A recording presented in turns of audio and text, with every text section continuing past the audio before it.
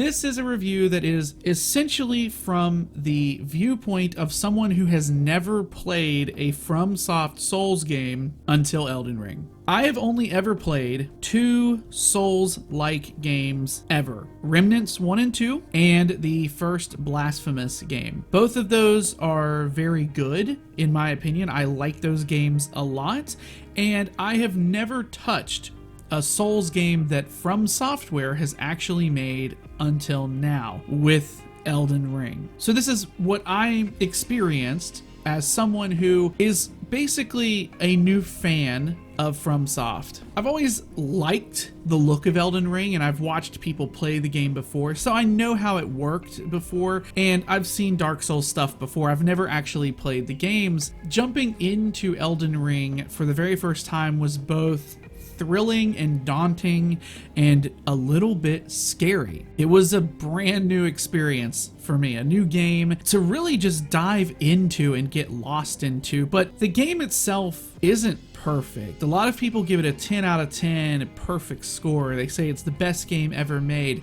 And honestly, I am probably going to echo a lot of that sentiment. I don't think it's a perfect 10 out of 10 in my opinion, but I do think that it is one of the greatest games to have ever been made. I'm going to break this review up into 3 different sections, good, bad, in between, and talk about those different things that I would put into each of those categories and why. And in the very near future, hopefully I will have a review for Shadow of the Erdtree coming out as well. I put 100 hours into just the base game of Elden Ring. I explored as much as I could and still didn't finish exploring everything. It was mostly because I wanted to just keep moving forward. So without further ado, let's get into the good of Elden Ring. To start off, let's talk about the art style. Elden Ring's art style and art direction is some of the best I've ever seen. It knows exactly what it wants to be, what exactly it wants to look like and do, and it just goes full throttle with it. Now, there are a few enemies I would argue that feel a little out of place, like Astel, the Natural Born, I think is what it's called, the Astel boss fight, and even I would say the Elden Beast. They feel a little bit out of place compared to everything else in this game. And one thing that I would say here, and I want to qualify art style here, because art style isn't graphical fidelity. I'm not talking about the resolution of the game or the graphics themselves. I'm talking about the art direction, the art style, the feeling, and the sort of thematic cohesion that everything has. Because graphically, I don't think that FromSoft games are very good. The actual texture resolution is not very good. There's a lot of messy texture work when you're looking at some of the items. If you're really wanting to nitpick, could very much be seen as a downside, but the actual art style and the art direction and everything in that area is so good it overcomes any sort of lower resolution texture work that might be in the game, right? I'm talking like the worlds themselves look fantastic, and heck, you can have lower texture work and a game still look gorgeous. Valheim is a perfect example of this, where Valheim is very much a game that has lower end textures, but the actual game itself, the world, the lighting, the mood, the atmosphere, it comes together so well that it overcomes everything, and that game is gorgeous too. And there are some areas in Elden Ring that when I hit those areas, I just had to stop for a moment and take it all in. The one moment I can remember in particular is coming up over the hill and seeing Liurnia for the first time, or going into Volcano Manor in that area, opening up that church and you find the god skin that's in there. That church looks fantastic. Just the direction is so good. Combat is another thing that is just top notch in this game, and this actually feeds into another plus that the game has going for it, and that's combat variety. The ability to not only create whatever build you want, having complete open build craft is something that other games I think wish they could achieve, and it is so perfectly well done here. If you know what you're doing when you boot up the game and you know what weapons you want to get, what spells you want to get, how you want to build your character, you can completely go make a random crazy stupid build, and while the game may be harder or easier based upon that build, you can still beat the game. I mean, there are people who do level 1 fist only runs or level 1 torch runs. Like, there's just so many crazy things you can do, and like combat in and of itself feels really good as well. And I played a gut sword build, so I went mostly strength, vitality, and then endurance, and so I pretty much went that the entire time. It was also very like satisfying, and especially when you're doing like jump attacks and landing your hits and charge attacks and stuff like that. Some bosses are much more difficult than others based upon that, Melania,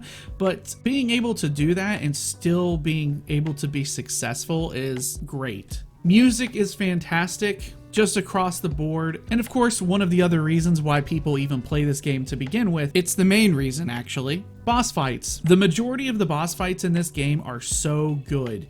They are so much fun, and every single boss fight feels like some sort of a dance that you have to learn the dance steps to in order to be successful and in order not to trip up and die. And yes, the game is very difficult. It's also punishing if you die, sure, but learning those dance moves and learning that dance fighting those bosses is so enjoyable. And when it finally clicks and you're able to actually get in there and beat the bosses, it was awesome. I don't think I had any issue with any of the bosses outside of Melania. That was the only boss I ever actually needed any help on. I didn't use summons or anything along those lines, except for on Melania, because I spent way too long fighting her and I was over it.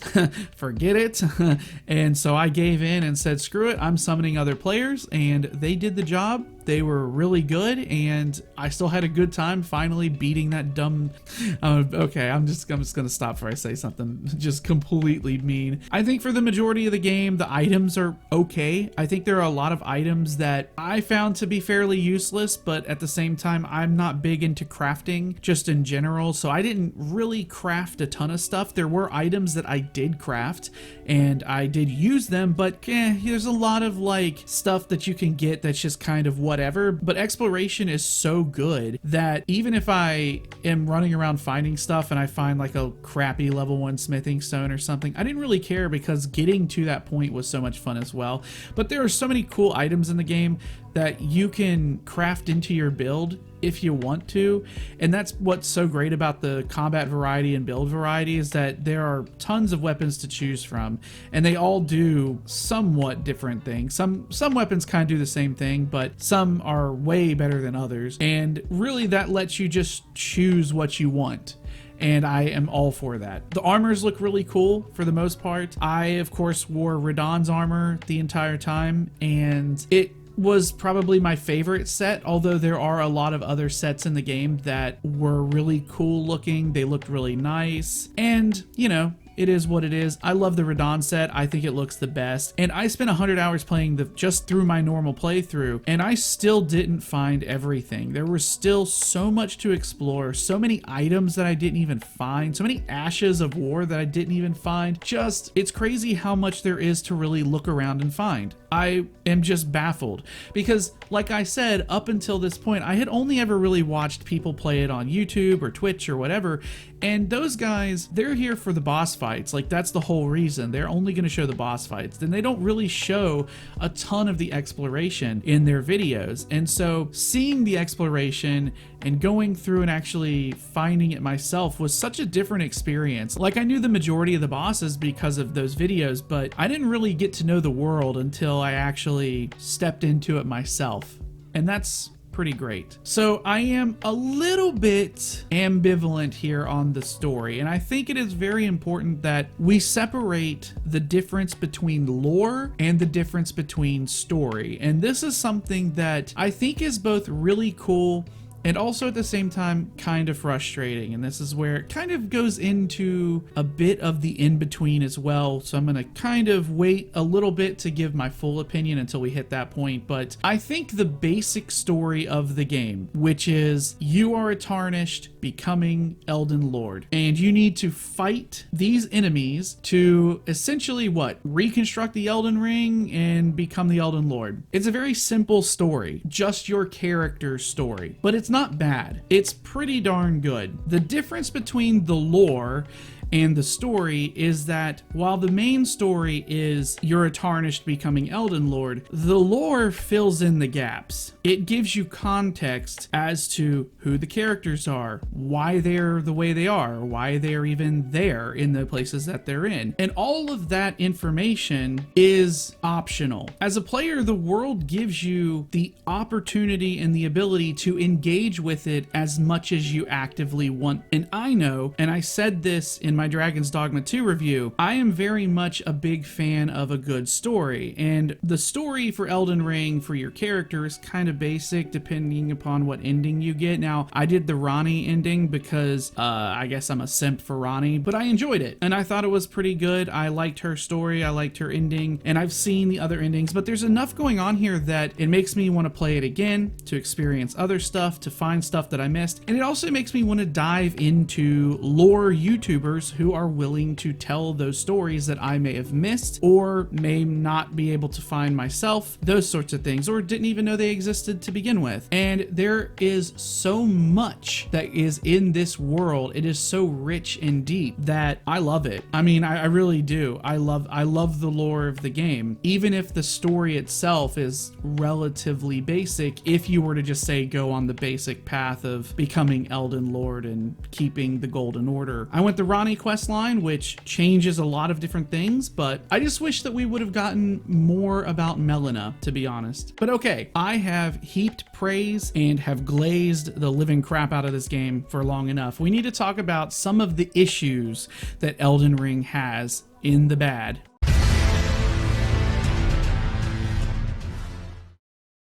So for the majority of the game, combat feels really good, with the exception of two things. This first one is probably just a me thing. It is probably something that's very subjective, and maybe the normal Souls fans, regular players enjoy this, but for me, I don't like attack queuing. That is something that I notice that this game does, is if you go to attack and you hit attack again while your character's attacking, they will queue up another button press and then do that press once they've finally finish their current action. I don't like it, and it's because, in my opinion, it makes the game feel unresponsive. When I am pressing a button and my character is doing the button press, but then continues to do more button presses, even if I stop pressing that button and press a different button. And sometimes they will actually queue the wrong button. I've had this happen a few times where I've been doing, let's say,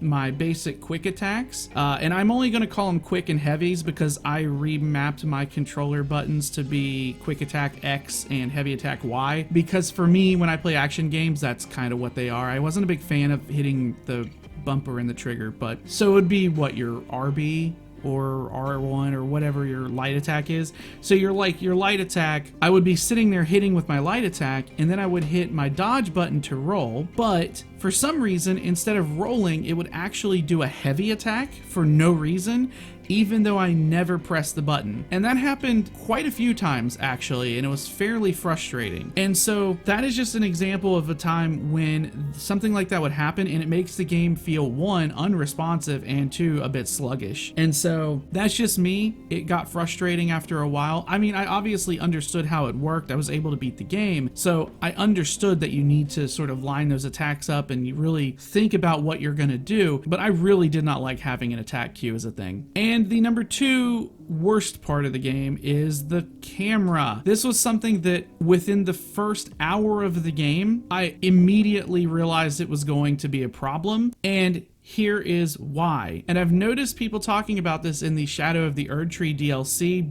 and I'm surprised they didn't talk about it sooner, but the camera is really bad in this game, especially if you are inside of an enclosed space, and especially if you are fighting big bosses or bosses that happen to jump into the air. Because for whatever reason, while you're attacking, your camera will go down into the ground and pretty much put your character right in the middle of the frame, and you can't see anything. Your character gets in the way half the time, or if you're up against the wall, the camera gets pushed into your character so you can't see anything. You can't even see the character.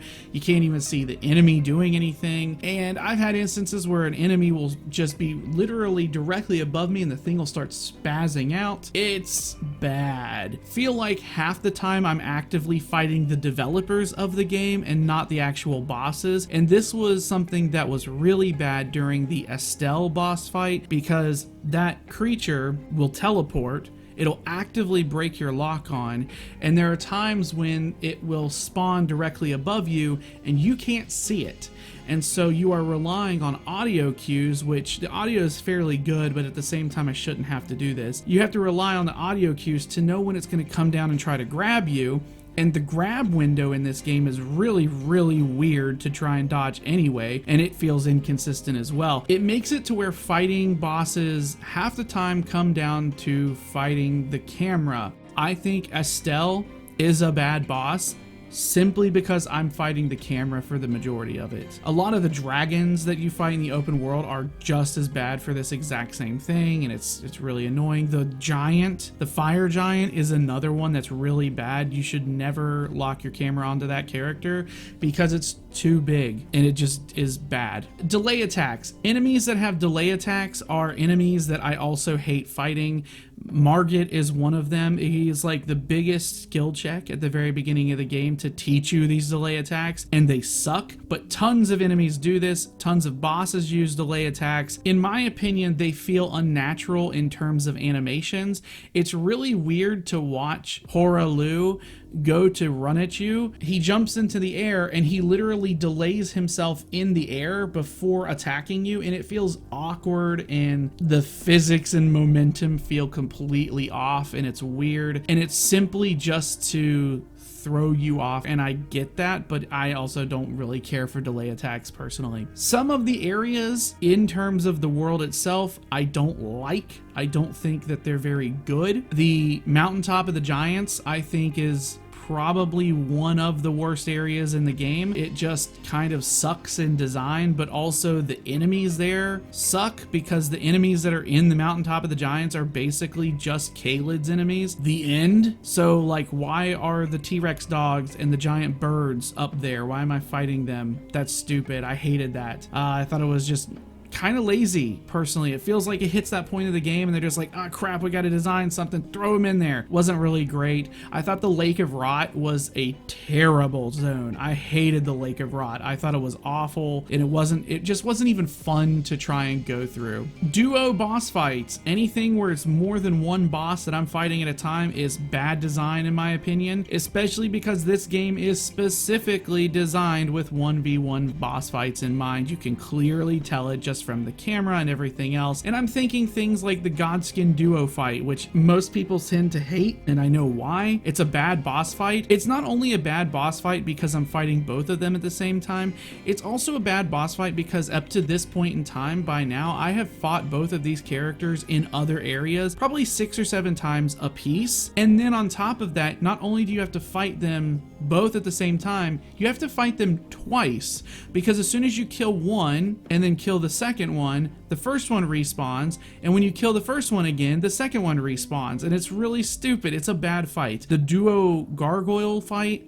that sucks. Once again, same thing with the Crucible Knights. The very first time I fought the Crucible Knights was the Crucible Knight duo fight. That sucked, and then I did nothing but fight Crucible Knights the entire rest of the game, it felt like. I hated it. So that also goes into reusing bosses as basic enemies and stuff like that. I hated that. I hated going into areas and all of a sudden I'm fighting Godskin Apostles or a giant that has more health, or another ulcerated tree spirit. Those things suck. I didn't think it was very fun or very original, I guess. Yeah, they're kind of like low-end zones, but it is a little bit weird to be running through Altus Plateau or like right before Lanedale and all of a sudden Margit shows up and it's like, what the heck are you doing here? That was a weird one. I know that was a one-off, but that was kind of weird. I hated duo fights in particular the most. I think that they are bad, not only in terms of just throwing two enemies at you, but mostly because the enemies don't even work together. So it's not like the Godskin duo are doing moves that complement each other or that they work together to do. They're just attacking. They're both attacking at the same time, and all you can do as a player is try and find a way to get one away from the other in order to attack them and separate them. I didn't enjoy that at all. Same for all of those boss fights. It sucks. It's not fun. Some of the boss arenas are just straight up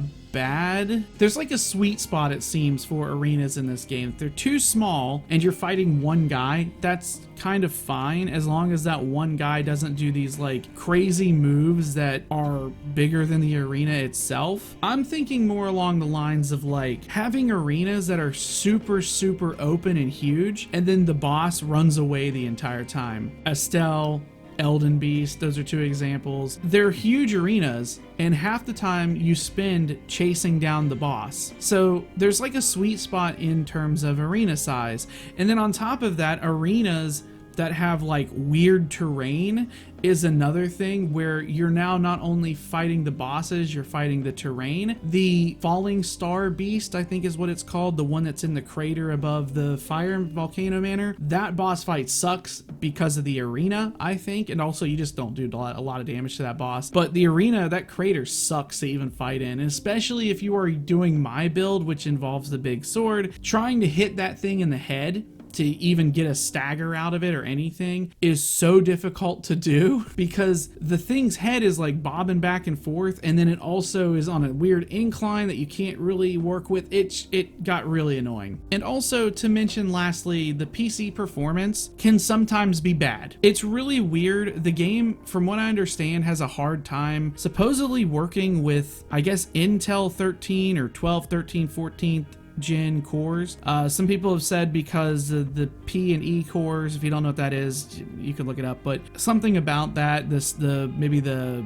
engine doesn't work well with those cores or whatever. I found that if the game was not opened immediately when I restarted my PC, I would have performance issues. If Elden Ring was not the first thing that I opened in terms of an application, it just did not work well. And I've got a fairly powerful rig. If I would go and do anything else, like if I were to go onto Epic Games Store, if I were to play Fortnite or any other game and then come play Elden Ring, it would boot up and I would get about 40 FPS. And then I would have to go in, restart my PC, immediately start the game, and then I would get the consistent, steady 60 FPS that the game is capped at. And I wish it had a higher frame rate. I do wish that it had a higher frame rate. I didn't have issues with dropped frames, nothing like that. It ran perfectly if I ran it first. And with that being said, let's talk about some things that I think are just kind of in between good and bad in Elden Ring. Any combat that was on Torrent, the horse. I like Torrent as a mobility device, but as a combat device, I hated to use Torrent because Torrent's combat was so limiting, I guess. So much so that for me, I preferred to just get to the enemy and jump off of Torrent and then keep attacking unless I absolutely needed to. Like the Fire Giant, I did the majority of that fight on Torrent. For Radon, I did the last half of Radon on Torrent. I also kind of wish that there was a way to refund your smithing stones on your weapons so that I could then level up other weapons without having to buy all of the stones again. And I'm thinking in particular the dragon smithing stones, the like ones that are the very final one, because it seems that this sort of god slaying stones, the ones that you need, you only really get a handful of them throughout the game. But I kind of wish though that if I were going to go through and just completely respec my character, I could also just respec the sword as well and get those items back. I know you can get the bell bearings to buy them, but I kind of wish when we respec, it would just respec everything. So I think that the naming scheme in this game is pretty terrible. And if you are somebody who is trying to absolutely pay attention and keep up with the story, remembering people's names is awful. And I don't think it should come as any surprise that the majority of the characters have names that start with G, R, and M. You know, just like the guy who was involved with writing the game, George R.R. Martin. I think it's a little bit weird that a lot of the characters start with a G, an R, and an M. Throwing that out there. But like, if you don't believe me, let me read you some of these characters. As a new player, it is hard to keep up with some of these names. I'm just reading them off the wiki here. Gatekeeper Gostock, Gloam-Eyed Queen, Godfrey the First Elden Lord, Godefroy the Grafted. What a dumb freaking name, Godefroy. Godric the Grafted, Godwyn the Golden, Goldmask, Great Horn Tragoth, Great Jar, Garank, Beast Clergyman. If we go into the M's, this is where things get really confusing. Mad Tongue Alberic, Malay Marays, Melania, Malekith, Margit, Melina, Mesmer, Metir, Midra, Millicent, Mikola, Muriel, Moog, Moongrum, Morgott. Let's go to the R's. Radagon, Ronnie, Ravenmount, Rolana, Renala, it's the same name. Riley, Roderica, Rajier, Romina, Raya, Rykard. You see what I mean? There are so many names, and they're all kind of samey sounding names that all pretty much play some sort of pivotal role in the story, so forgive me if I got confused while playing it. Can we get just like a freaking Ted or a Joe or like a Billy Bob or something? Like Blythe is the most unique name I think in the entire thing. He's also a great character. We have an Alexander. That's a new one. That's like different. But man, it's hard keeping track of some of these names. And then the questing. Questing is one of those things where I like some of the quests. I liked Millicent's quest line. I hated how they told the story though. I think one of the big problems is that the way that they tell the story with some of these quests is if you don't do exactly what they want you to do, you are going to miss parts of the story. And how do you know what they want you to do? You don't. You just have to guess. So with Ronnie's quest line, the way that it's supposed to work is that you are introduced to Blythe and a few of the other characters, and then when you talk to Blythe, he will tell you, hey, I need you to meet me here. We are going to go into this well and we're going to go look at one of these cities underground. And I said, cool dog, I'll meet you there. So I went to the area that he told me. Now, the way that it's supposed to work is you show up, he is there, he is on the top of this like ruin and he's howling. You're supposed to go to this merchant, talk to the merchant, the one who looks like Santa Claus, and he will give you an emote that is essentially snapping your fingers. You're supposed to then go back to Blythe, snap your fingers, Blythe comes down, and then you're supposed to get the next step of the quest, which is to go and kill an enemy, a bounty of sorts, that is in an Everjail. Once you kill that bounty, you will then go into the Siofra River well, where you will meet Blythe underground. That is the order that I believe it's supposed to go in. However, the problem is, I already did some of the steps of the quest, and the game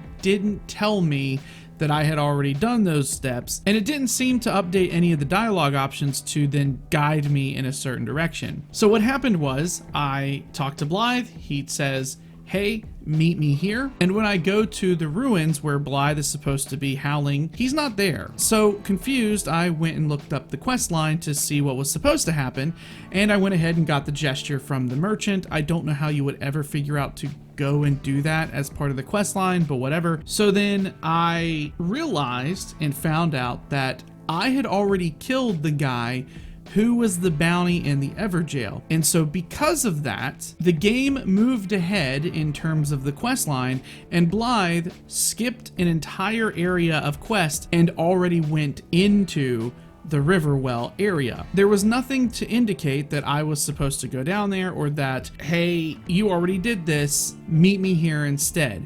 And so I ended up skipping a whole part of the quest because I had already done something early. Now, in the end of the day, for Blythe, it doesn't really matter because you're going to meet him in the Radon Festival area anyway.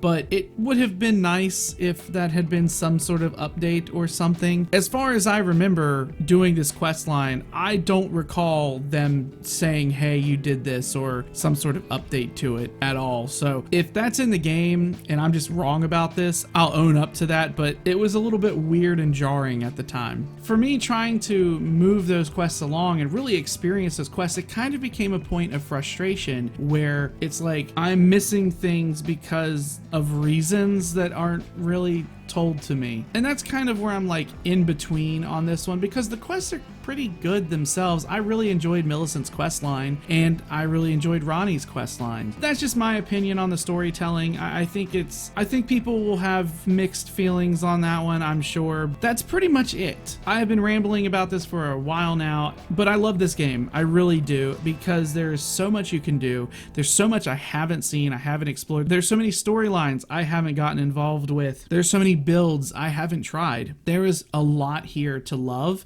and a lot here that makes me understand why people think this is one of the greatest games ever. And it makes me understand why people put 200, 300, 400 hours plus into this game. I get it now.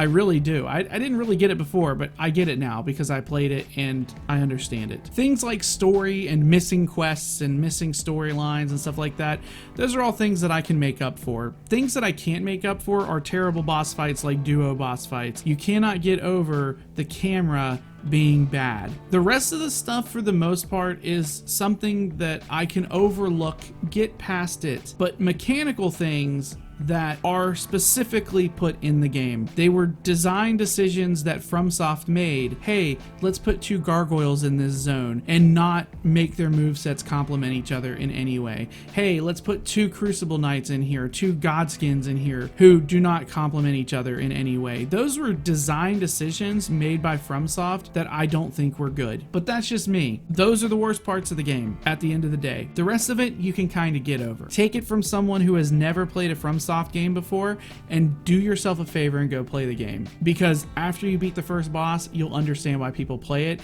It is amazing. Thank you guys so much for watching. This is going to be an absolute nightmare to edit. It's a long audio session, and with that being said, I will see you all next time. Bubba Game Reviews out.